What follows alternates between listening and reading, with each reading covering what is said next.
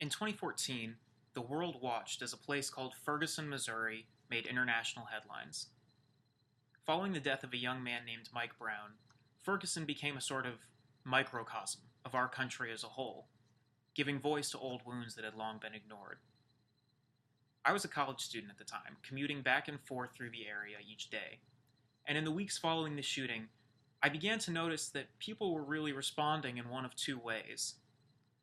While some people took to the streets and were incredibly vocal about the incident, other people were ignoring it altogether. Now, neither of these extremes, aggressively shouting people down, incidents occasionally escalating into violence, or simply ignoring the incident outright, neither could fix what was broken. Neither has. 4 years later, our country is more divided, more broken, and more violent than before. I believe that for our country and our culture as a whole to survive, we must first dedicate ourselves to a conscious practice of nonviolence. Now, just right there, with those words, I know I've lost some of you. And I want you to know that I understand why. When we're hurting, when we're frustrated, especially when we're frustrated about things with good reason, the last thing we want is for some random guy to walk in and say, "Can't we all just get along?" Of course not. Humans have been living together for thousands of years in societies, and we've never been able to just get along. That's not what nonviolence is. We've delegitimized nonviolence in our culture, characterized it, and turned it into extremes of either a self-righteous attitude or a punchline. But what is it really? Nonviolence, at its most basic, is a form of interaction. It's a way of sending a message, and that message just so happens to be an invitation. It is a way of calling people into further interaction with us. This right there is exactly what our society gets all twisted up. Nonviolence isn't stonewalling or giving the silent treatment until you get your way. And it's certainly not just choosing to not participate in whatever's happening. At its core, nonviolence is about making space for further dialogue. And that's exactly why it's so difficult.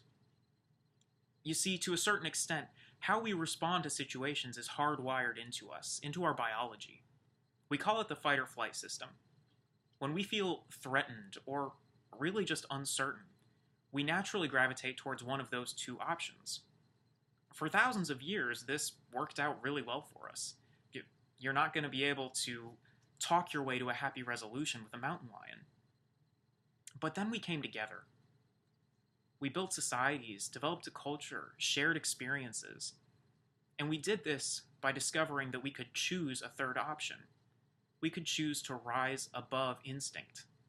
In that sense, nonviolence is just really choosing not to be ruled by fear. When you put it like that, it's really not that ridiculous, is it? But even so, it's still unnatural to us. It's something we have to practice. So how exactly does one practice nonviolence, especially to an extent that we can actually overpower our inclination? Instincts are instincts. You can't just ignore those, for good reason. To begin the practice of nonviolence, we begin by observing one simple truth, and that's this. Nobody, no matter where they're from, no matter what they believe, nobody is automatically your enemy. It sounds hard to believe, especially in this day and age, but it's true. Nobody on this planet was born to be your enemy. Can they choose to be your enemy? Can they choose to hate you, to fight you? Yes. We see that a lot. Do they have to? No.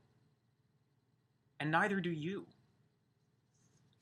So once we remind ourselves that nobody is born to be our enemy, we then remind ourselves that we are responsible for how we treat others.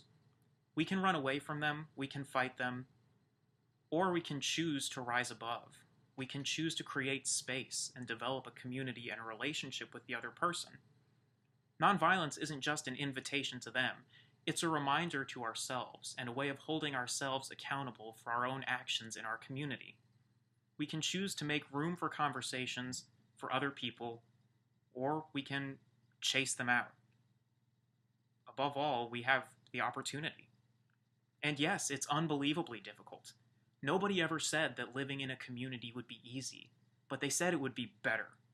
The privilege of a society is having the opportunity to live above instinct, to choose to be better for people. The minute that we stop choosing how we interact, the minute we surrender purely to this fight or flight notion in our relationships, is the minute that our community begins to unravel at the seams. You look at the news, and in a lot of ways, it feels like that's exactly what you see. It's hard not to say, we can't just be okay. We can't make this work. Wouldn't it just be easier for all of us to just step away, to go back to our corners, to live and let live? But no, that is wrong. That's fundamentally the opposite of what we're doing. It's the complete antithesis of why we are here. And when I say here, I just mean in a community, in a society. Nonviolence is the idea that founded all societies. It is looking at all the chaos and the violence that is out there and deciding to do something else here, deciding to be better than nature, deciding to just rise above. It's choosing to remind ourselves that we didn't start as enemies. We didn't start out afraid of each other. And reminding ourselves that at the end of the day, we still have the opportunity to rise above that fear, to not allow ourselves to be dictated by irrational behavior. Is that difficult? Yes, absolutely. It is the hardest part of living in a community, of living in a family, even.